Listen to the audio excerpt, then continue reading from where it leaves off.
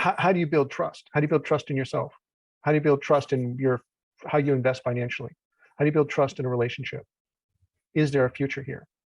I think when we build trust in a relationship, oh, how do I trust myself? Am I going to trust this person? There's this kind of thing we do where we're like, well, that was a nice meet I had with them. Well, let's meet again. And so you have maybe, okay, so it's dating, you have a second date, and you're like, well, that's nice. Okay, so I've got 2 dates in. It's like, well, that's worth getting to know them.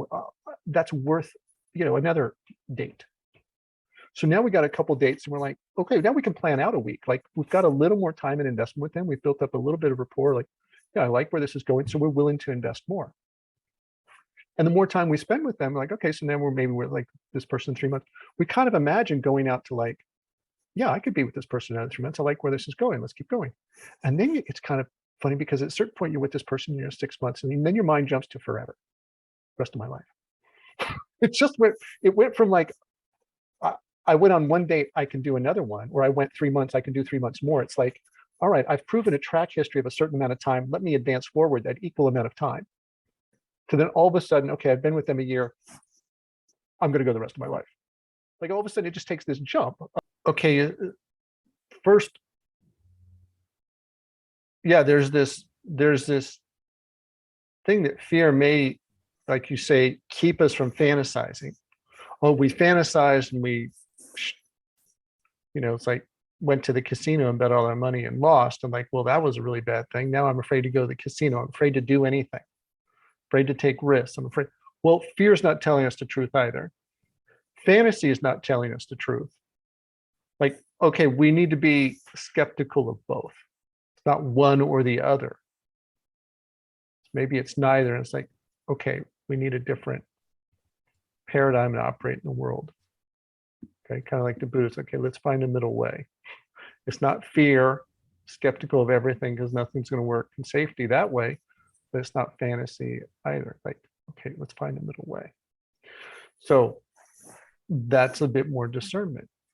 And it's peculiar because, my God, the world is this fascinatingly unpredictable place. You're saying it's two sides of the same coin, really. What is?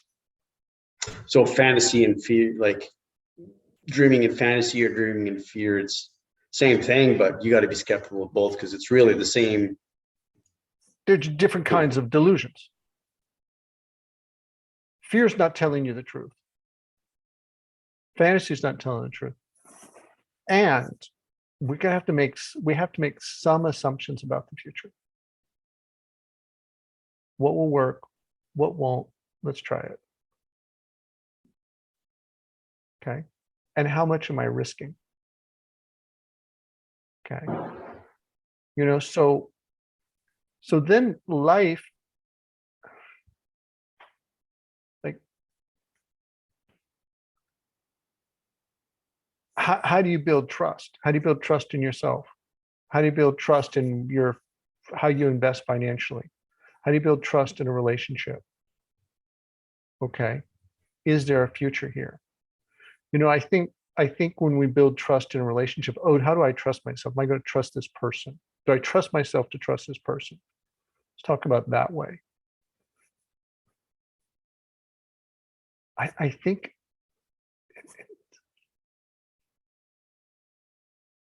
there's this kind of thing we do where we're like, well, that was a nice meet I had with them. Well, let's meet again.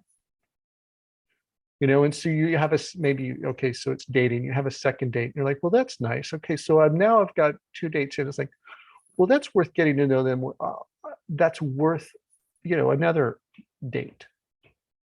So now we got a couple dates and we're like, okay, now we can plan out a week. Like we've got a little more time and investment with them. We've built up a little bit of rapport. Like, yeah, I like where this is going. So we're willing to invest more. And the more time we spend with them, like, okay, so now we're like this person 3 months. We kind of imagine going out to like, yeah, I could be with this person another 3 months. I like where this is going. Let's keep going. And then it's kind of funny because at a certain point you're with this person, 6 months, and then your mind jumps to forever, rest of my life. It just went, it went from like, I, I went on one date, I can do another one, or I went 3 months, I can do 3 months more. It's like, all right, I've proven a track history of a certain amount of time. Let me advance forward that equal amount of time. To then all of a sudden, okay, I've been with them a year. I'm going to go the rest of my life. Like all of a sudden, it just takes this jump of that's not in proportion to what we have a history of.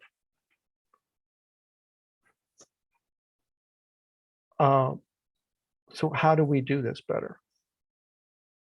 I think is a good question. Is that, I think, the answer I kind of live by these days is I've grown over the years is intuition. So kind of getting out of the mind and feeling it. Like I had, for example, today I had my wife and I have a condo that we rent out, and short-term rentals for executives and stuff in the area. And we interviewed this guy today that was looking, and I could just feel that he was a good fit. Like there was no thinking about it. I just felt it, so I kind of pushed aggressively to get him to rent, but because I could just feel it. I could feel that in my gut. Like I could just. How long have you been doing this? 7 years. Okay. How many people? But we had some epic failures too, where there was some learning involved. Good. But if you didn't have trust those, that feeling and get out of the mind and trust that feeling in the seat of your gut. And after those failures, did you go back and kind of replay what were the signs and what did I miss and what did I feel that I discounted? Yeah, and it's I've gotten better at it too, because I can recognize people's character right away. Okay, so I can profile what kind of ego or what are the strong parts of their ego, and are they going to be a fit? Okay, I think. So you have some kind of indicators. Okay, so I think a good book to read about this is Blink by Malcolm Gladwell. Okay. And we talk, because you said it's about intuition, but then what is intuition? And I think he does a very. It's not logical. It's not logical at all. It's getting way out. How do you know stuff that is not intellectual, but you know? Okay. What's the author? Malcolm Gladwell. Thank you. And this kind of knowing, he calls it intuition, but then he goes into deep study of what is intuition. And one of the things that gives us intuition is experience. And one of the people he interviewed for his book was a guy named Gary Klein, who studied this kind of intuition. He has a book about intuition, a couple of them. One's better than the other. I think his first, the earlier one is much better, I thought. And so the study of intuition for him is not this, oh, what's your gut tell you kind of instinct. He studied people who have to make high-level decisions, big consequences. How do they make decisions, and how are they making those decisions? And he interviewed very carefully, for instance, firefighters. And for an example of one story I remember is, okay, there's a firefighter putting out a fire in the house, okay? And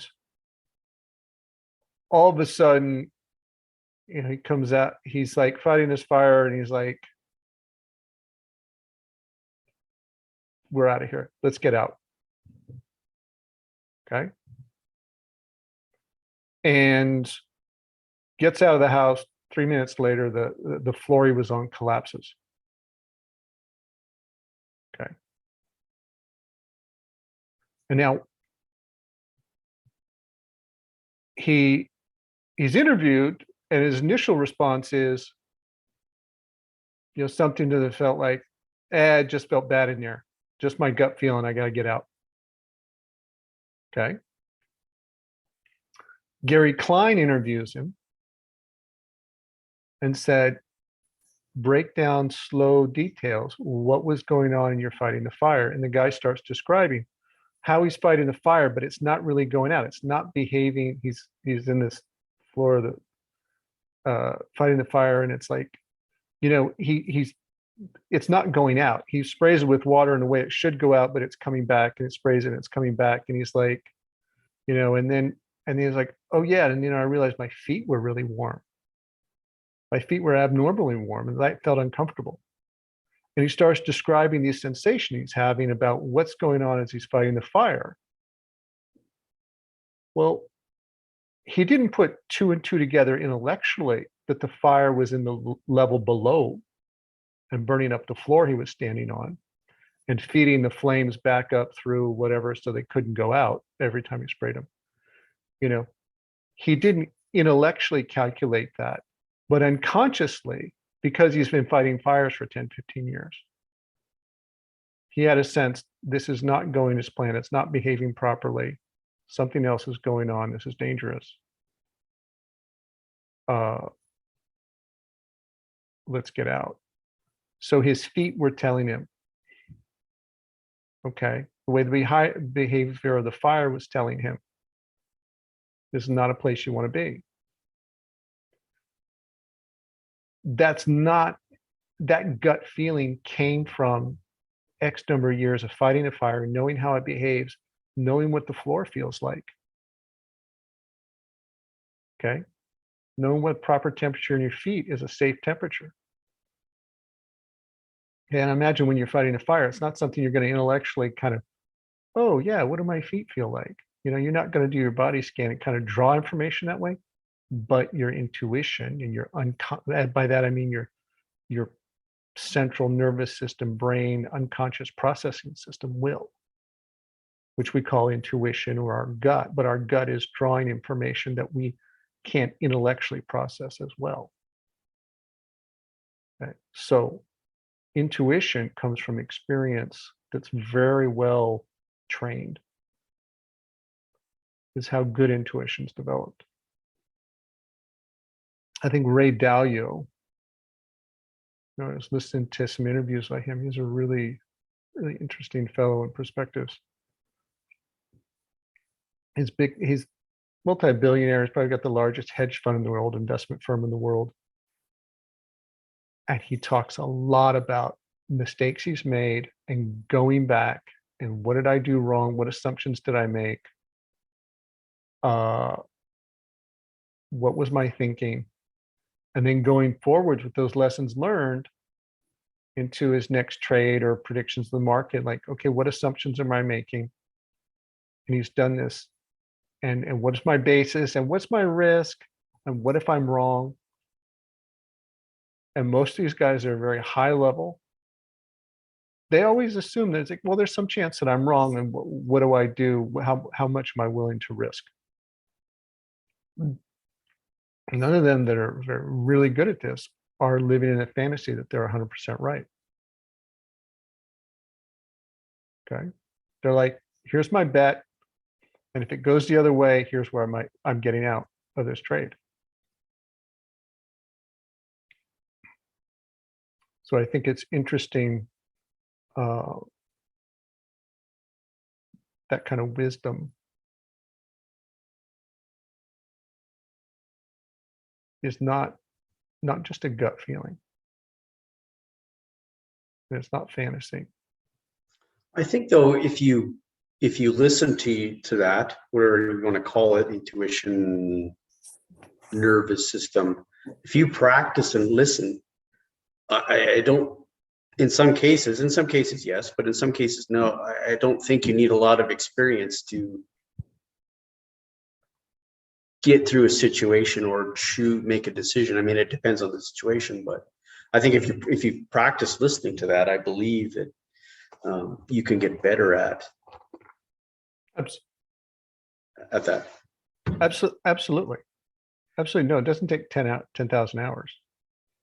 The Alchemist, the book, The Alchemist, I can't remember the author, but Pablo Coelho. Yeah, Pablo, yeah, talks about Paulo Coelho talks about what? Omens, and that life is always giving you omens, and you just got to listen. Maybe it's not as simple as that, but I think if you do listen, though, you can get answers. Yeah. Yeah.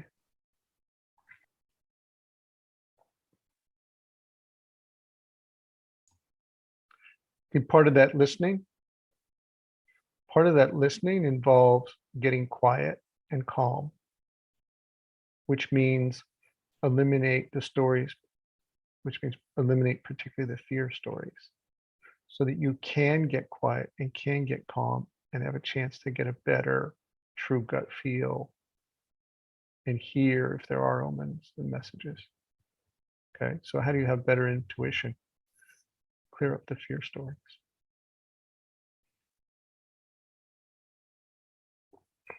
Okay. Hence the inventory.